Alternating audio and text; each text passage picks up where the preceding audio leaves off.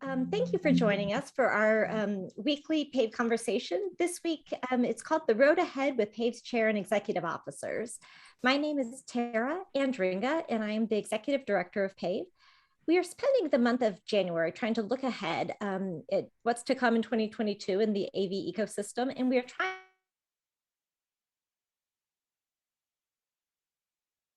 we talked to the U.S. Department of Transportation to hear a public sector view. Next week, we are talking to some journalists in the AV space to hear from some reporters about what they see in the year ahead.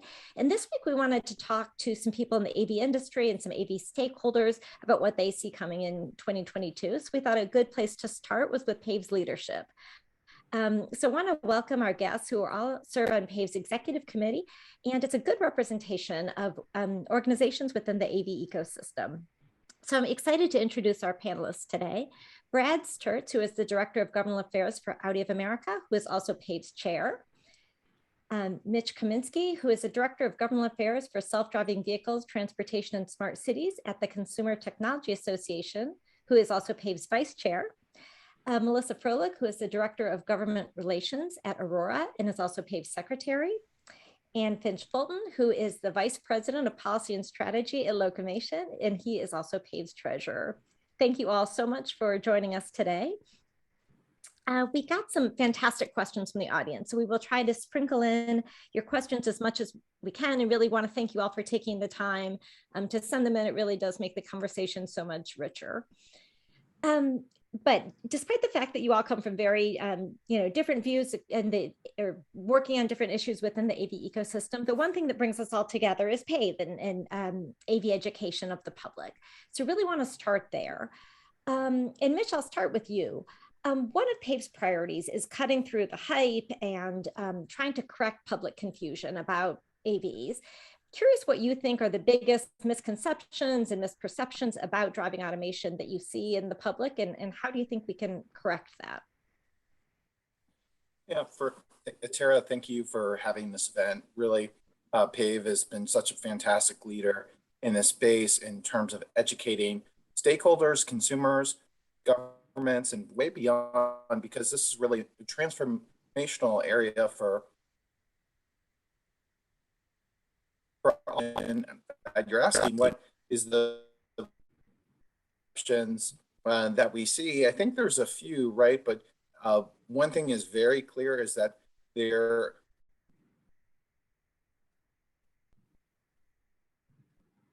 technologies, the capacity of capability of what it can do. I think one thing that has resulted in is a potential perception that the AV sector is not operating in the actual capacity it is. I would say the majority on the whole of self-driving vehicle companies are operating not only incredibly safely, but the rate of technology and safety is way above par of most testing, and and rightfully so. This is super important, and not only that, but the majority, 99% of industry is collaborating very closely with NHTSA, the National Highway Traffic Safety Administration, of course, and that's in providing transparency. So VSSAs, which provide a snapshot of whole company's operations, what they're doing, how they're deploying, all the safety measures and standards that are being tested very rigorously into this process. So I think one thing is as there's conflicting media reports, and also too, I think there's conflation about the type of technologies I referenced. So talking about, which I'm sure we'll get into more about, ADAS versus ADS, automated ADS systems, right? So anyway, I think one of the things that's really important that I'll wrap up with is that what we see from the consumer technology industry is that the majority of consumers, we actually have 66% of consumers have expressed interest in replacing their current car with a self-driving vehicle. And what I juxtapose that with is that just the experience of it is something that we see as drives that figure up. So on the other hand, about approximately 11% of US adults have actually experienced riding in that type of vehicle. So the more that we can provide education in that actual experience, I think there'll be more public education and a change in some of those perceptions. And that's exactly what we found at PAVE is exposure and education are the two things that really make a difference. Melissa, I wanted to ask you a question actually we got from the audience, and I'm going to expand on it a little bit. But I thought that the person brought up a really good point, that we both are trying to address overhype and skepticism, both of which are issues that we see with the public, but they're kind of opposites. And what do you think is the bigger problem, and how do we address both of those issues? Yeah, no, thanks, Tara. And again, just echoing what Mitch said, thank you so much to PAVE for hosting this conversation. As one of, Aurora is a founding member of PAVE, and we so strongly believe in the work and mission of this organization and your leadership. So thank you so much. I think your questions, it's really interesting. There's so many pieces and layers to delve into. What I would say is, on top of this concern about overhype, is actually helping educate people, the public, stakeholders, about what's actually happening. And I think that's one of the trends that we'll see this year, is how this technology is actually being used by potential customers. And I think that that's true in the commercial space as well as in the ride sharing space. And I think that that's something to look for. And in terms of exposure, that's the kind of exposure that, for those folks that will be utilizing the technology, really matters. Putting technology out into the world that doesn't have a usefulness to any of its intended customers is just technology for technology's sake. And we all know how important and revolutionary for safety, for access, for mobility, for relieving stress in the supply chain, AV technology will be. So we're really encouraged about, I think, what we're going to see over the course of the next year. And I think it's really fair. I was on Capitol Hill with the original kind of push for federal legislation, and there was a lot of talk about dates and when things were going to be out in commerce. And I think that the really important lesson to take from that is, one, how serious industry is about finding and solving this really once in a generation technological engineering issue, but then also that when you hear another side of the overhype is that there's going to be X number of vehicles and they're just going to take over, or there's some other kind of hyperbolic discussion about things like labor concerns. This is a technology that's going to get integrated into our economy in a really productive way. And I think you see that in terms of the scale. And so that's something where, there's really productive conversations to be had. And I think PAVE is such a leader in this space, and being a convener and bringing all of those stakeholders together in a really productive way so that we can reduce the overhype and really help folks understand what is happening in the industry, instead of, whatever the, easy to tweet thing is. There's more context and more information there. And it's great to have an organization that helps us dig into those realities. Thank you so much. And yes, as you said, we've appreciated Aurora's participation since day one of PAVE's founding. Finch, wanted to ask you a little bit about, we've been seeing more and more about the human in the loop. So cars that can perform really sophisticated technologies, but still require an attentive driver or human at the wheel. How can we get the safety benefits of these technologies without drivers misusing the technology or becoming too reliant on the vehicle? How do you think we can achieve both of those aims? Yeah, absolutely. It's a good question. And I would sort of separate three categories. One is the category of test drivers in a vehicle that is intended to be level 4, right? So that's different when Aurora has a driver in a passenger vehicle out there on the road that is trained, they're ready for this. They've been prepared to handle the mental load or the lack of a mental load, depending on the route they're going on. So you would treat that differently from a commercial a driver with a CDL that's driving a commercial motor vehicle. That, truck drivers have been trained on how to handle their machine. They've been trained on how to handle long hours on the road with a pretty steady state road that they're staring at, how to keep themselves mentally aware. I mean, these are drivers on the road today. So you would handle it differently for a driver with that type of experience.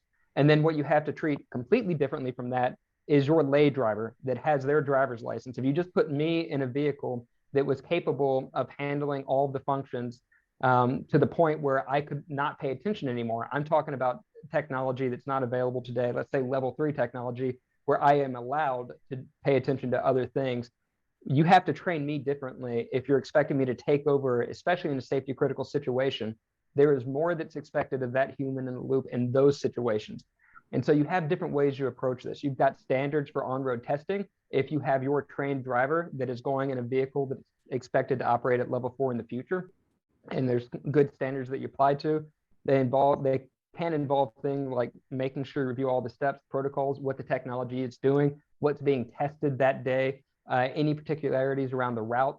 So there's a lot of detail you go into to prepare the driver, both in the weeks leading up to it and in the actual performance of that day's drive, as well as some tools that we use, driver monitoring systems and the like. And then you may also have other people in the vehicles that are there to log the data, to log any special critical events. You really can't have your driver do anything else but hit a button that's like something happened, record it, get the data. Again, for commercial motor vehicle drivers, like us, so our model has a human-led 2-truck linked convoy. So the driver in the lead vehicle is in charge of the operation of the entire convoy. So they get different amounts of training, because when they are in the second vehicle, they go in the sleeper berth and they're relieved of all responsibility. And that's how you stay in compliance with federal regulations. What that means is the first driver has to understand what's going on with their vehicle and the following vehicle and understand how the sensors work on both and how they have shared situational awareness. That's part of the driver trainer curriculum that is developed and that we'll continue to refine with our customers. And then again, when you're talking about a person that's driving, we'll just say Tesla, that is not level 3, this is a fully driver assist system where the human has to be in control and paying attention at all times, regardless of clever tweets or raised eyebrows or hype. The person has to be in control of the operation of that vehicle. But you have to really train them and make sure they understand the vehicle's capabilities and that they're not buying into the hype and they understand the responsibility of the driver to ensure the safety of the operation of that vehicle. You have to treat them all differently. And so it's difficult for a nuanced organization like PAVE that does talk to the wonks and the experts. I mean, you have a captive audience of people that really care about this. It's breaking through to the people that are just like, oh, this is neat. I'm driving my brother-in-law's Tesla and I'm going to go play with it on the road. That's the audience we have to reach and break through, because even though they aren't the trained professional drivers, they impact everybody's safety and they impact the perception of the autonomous vehicle industry as a whole, even though we would argue they shouldn't. That's exactly right. And Finch, like you said, that's something we hear every day. Really helpful. One last question. Brad Stertz is the chairman of PAVE, and Brad was one of the people who was kind of one of the visionaries behind starting this effort. And so Brad, I'm curious if you can just talk about kind of how things have changed, both when you all came up with the idea of starting PAVE, what the educational challenges were, how those have changed, and what you see as the primary challenges going into 2022.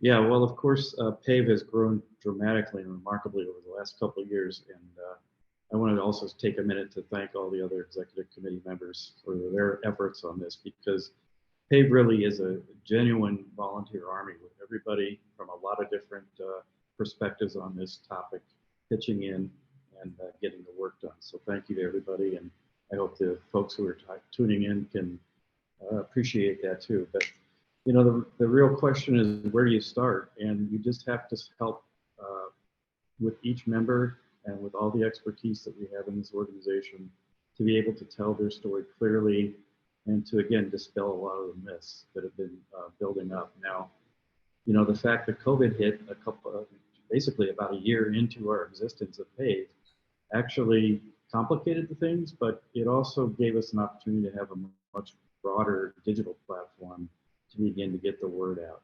And now I think, Finch referenced this too, I think the effort now is to really get more of our education message out there in a very transparent way to the general public, and then also to work closely, as we've done in Ohio, but and some other states coming up, really at a state and local level, how do we get the message across of what's real about this technology, what's coming, how it's tested, how it's developed, and make sure that everybody understands and has that trust built into it as soon as possible. Exactly right. And I want to pivot a little bit. So we've been talking about the education challenges. We also got a lot of questions about the technological challenges and kind of the state of the industry. Melissa, actually, I'm curious if you can answer first. Someone just asked, what are the remaining technology challenges in rolling out AVs significantly beyond their current levels? What are some of the, and I wanted to ask you, since Aurora both is working on passenger vehicles and working with trucks, that I think you can kind of give us the spans of the AV technology challenges. Yeah, so I think, you know, one, what a fun opportunity for me to show how much I am not an engineer. But I think what I see as the actual unknown side, yes, there's a technology component to it in that we are building the Aurora Driver. It's a common core platform to operate, as you mentioned, across modes of vehicles. So we are running commercial loads for our partner FedEx in Texas on Peterbilt 579s every week. And we're really excited about that partnership because it gives us the opportunity to learn about what's actually useful for our partners, right? In terms of providing a scalable, useful commercial product. But then also, what within the operational design domain do we need to have confidence about for our safety case framework? And that work is this merging of the technical side, but then also what does validation look like in a way that our executives can affirmatively and confidently say, we are acceptably safe to be on public roads offering the service, and take that to our regulators, elected officials, the public, our communities, every stakeholder that cares about safety. And the way we think about that is you have your top level claim of the framework, which is that we're acceptably safe to be on public roads. You break that down like a tree diagram. And there's kind of 5 principles that then, the tree diagram grows, and it's very large, but we're proficient. We do what we say that we're going to do. We are fail safe. We're resilient. We can operate in the presence of faults and failures, and that we're continually improving, and that we're trustworthy. Every piece of that tree, at the end of the branch, there's an actual concrete piece of evidence from our engineering teams and from every other part of our organization. That kind of work has never been done in the AV industry. It's not something that's it's an unknown quantity in that we are building it as we go. That kind of work, that cross department work, I'll say, and kind of cross industry work, it's incredibly important, and it's never been done before. And when Henry Ford built the first car in the United States, there was no NHTSA, right? So we're building something brand new within a framework that was built in the 70s. And I think there's some innovation there that is really interesting and something that we need to continue to work through. So from my perspective, there's always the kind of new technology developments about how you handle situations, say with inspections and law enforcement interactions. Those are all really important. And there's a lot of ongoing work there. But I would say that work with how we actually develop, prove out, and then communicate the safety story is actually the biggest lift we have in front of us. And it's the most important work from my perspective. It brings all of those teams together. Absolutely. Excellent point, for sure. Mitch, I want to turn to you, and I'm kind of combining 2 different questions. Mitch works for CTA, which obviously runs CES. And so we got a couple questions talking about how there were a lot of announcements out of CES. Was that just last week, about timelines and companies announcing that that we may see self-driving cars this decade. And we at PAVE just get a lot of questions about timelines. And I think it's a fair question because it's confusing to people about when there will really see, self-driving cars, and wondered if you can talk about where the technology is as we enter 2022 and how you would address that question. Thank you, Tara. That's a great question. One that I think I've been answering since I've been at NHTSA, before that, and now, of course. So I'll speak a little bit about CES. And I think one of the things that's really exciting is that in the automotive space, we had record participation this year with more than 180 automotive companies. Not all of that was in the AV space, but a good portion of of that, including Aurora and Locomation. So we're excited about our partners there, of course. And I do want to mention that PAVE launched at CES a few years ago, due to Brad and Tara's leadership. So that's something I definitely wanted to mention here. And so I think at CES, there's a couple of interesting trends that will lead to the question you're asking, Tara. And so I think we're seeing the industry, and there's various sectors, business cases, business models, and different types of technologies. So you have trucking, you have low speed delivery, you have private. So one thing at CES that captured a lot of people's attention was the John Deere autonomous tractor. And I think that's a really interesting, novel technology. And I think one thing too is that Melissa was talking about the framework. Well, that's not on public roads, so that's not necessarily subject to what's going on. But I think it speaks to the technology is getting there. And I'm a software engineer, so I'm a geek for this sort of stuff. And then I think you have also a tremendous amount of deployments, from highway trucking to low speed vehicles, deliveries. And I think the pandemic really did accelerate some of the use cases. And there was definitely a need, medical supply transfers, grocery deliveries, and now we have pizza delivery too, and a number of things. So I think the question of when is this going to be full self-driving, actually, I will not use that term necessarily, but when will we get to level 5, I think is the right way of framing this. And, I don't think any of us have a realistic answer we could say, but I do think it's not going to be this binary, or on-off switch that we're suddenly there. We're going to eventually get there. And I think one of the things that we're already seeing is tremendous deployment from companies across the ecosystem. So I think in 2022, we're going to continue to see increased deployments, and that's going to be having to work with governments and federal and local levels to help make that happen. But I think we're going to start to see increased levels of that. And I don't know that we can put a year on when we're going to have this AV utopia, so to speak. But I do think with the technology and Moore's laws and what's happening in edge AI, that it is going to be sooner than people probably anticipate. Great points. And Mitch brought up the pandemic, and Finch, I wanted to pivot to another pandemic related question that we got from the audience. Is it about my haircut? Yes, we all have pandemic hair nowadays. Someone said that it feels like all the hype around AVs is still about passenger vehicles, and you work for obviously a AV trucking company, and they said the viewer brought up the point that right now people are more focused on supply chain issues than ever before, and we kind of have a captive audience to talk about these issues. So how do we shift the conversation to movement of goods? And then I'm also curious if you can just talk about how public education about self-driving trucking and freight is different than passenger vehicles, and kind of what the messages are that people need to know. Absolutely. So one of the things I've complained about for years is that when people say, let's talk about AVs, what they mean is, let's talk about passenger vehicles in urban areas, because that's where all their focus goes in. That's where they're like, well, this could happen and that could happen, and these interesting challenges.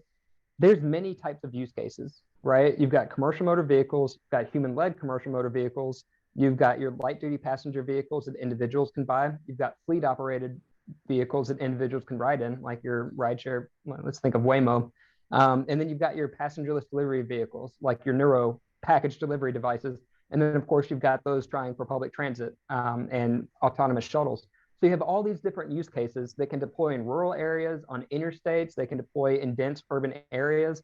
And there's many different questions that come out of it, but people feel the impact, and they feel like they're closest to passenger vehicles, whether it's fleet owned or individually owned. And so that's what they gravitate towards, and that's what they focus on. And there are lots of interesting questions that come up when you talk specifically about urban areas. But if you care about safety, then you can understand that it's much more important to understand how these vehicles will deploy on our roadways. We have 40,000 fatalities on American roadways a year. 20% of the population lives in rural areas, but nearly half of the fatalities occur on rural roads. If we focus only on safety of the vehicle operations itself with the built roadway, we can make dramatic impacts to safety there. That alone would be worth the investment and worth the support and worth the attention and worth the hype. But we're not there yet, right? And we need to separate the use case of autonomous vehicles from the use case of a taxi, right? Because if you're talking about mobility, Do you need an autonomous vehicle to get somebody somewhere? Or can you just call a taxi to get to the airport or to get groceries or you name it? So really trying to boil in on what's realistic, what's relevant, and what's useful. That's where you have to bring the conversation. You mentioned that light duty vehicles get, let's say 10 times the amount of attention that commercial motor vehicles get. Well, the market, the estimated market is 10 times the size for trucking than it is for any of the other use cases. So that's why people are starting to gravitate towards trucking as the first real use case, the first instance of wide scale deployment. I say that, but Neuro's on the road right now deploying, delivering pizzas and groceries, and they just had their great announcement about their new model. So that was probably the first use case. Mitch Kominsky's AV world of the future is arriving. It's just, arriving in certain areas at certain times. It's going to grow and expand. We're going to see much more of these use cases. If you're a farmer, you may be interested in John Deere's tractor. I personally am not as interested as I should be because it doesn't apply to me. And so people gravitate to what applies directly to them. They may not be as excited about what trucks are going to do because the impacts that they'll see will be much quieter. They'll be on the supply chain side. They'll help reduce inflation and lower the cost of goods.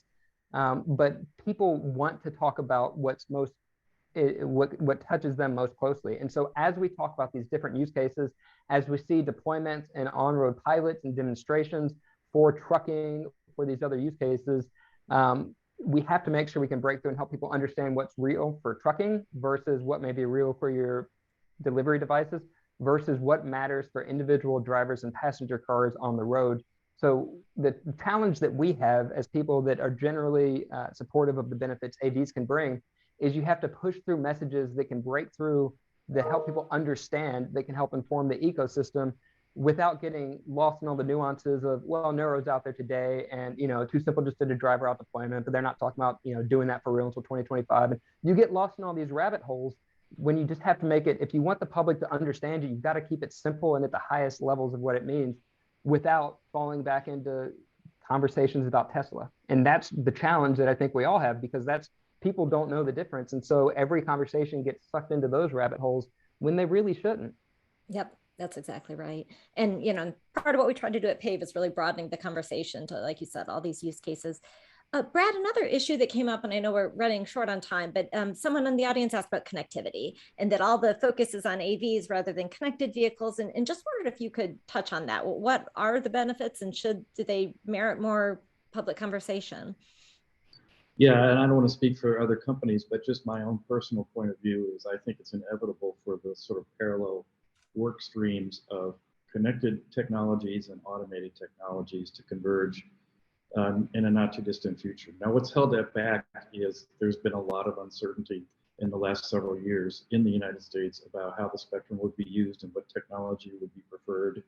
That's starting to become clear now, and I think we're beginning to see a pathway to a 5G world where you get that extra, if you will, sense of perception that is going to be really important for automated vehicles. Now, I've talked to, I won't name names, and some, I'm not picking on Aurora or anybody else or Waymo, but the answer you get from a lot of the companies that have really dedicated themselves to level 4 and 5 driving is we've got a lot of things we've got to figure out now. And when the technology ripens for connected vehicles, that will come about. I think there's a lot still to talk about, but I think there's a lot in both the personally driven vehicles we have today to begin right now to have the technology for connectivity ready when you start to see more trucking utilization or more commercialization of robo-taxis in different cities in the US and around the world. Great, thank you. And sadly with that, we have run out of time. We got a lot of questions we didn't have time to address. So watch on social media and we will try to answer as many questions as we can and share them. Also check out our website, www.pavecampaign.org for additional information that PAVE puts out. And we will look forward to seeing you next week as we continue our look forward to 2022 with some reporters. Thank you so much to our guests for joining us today and look forward to seeing you next week.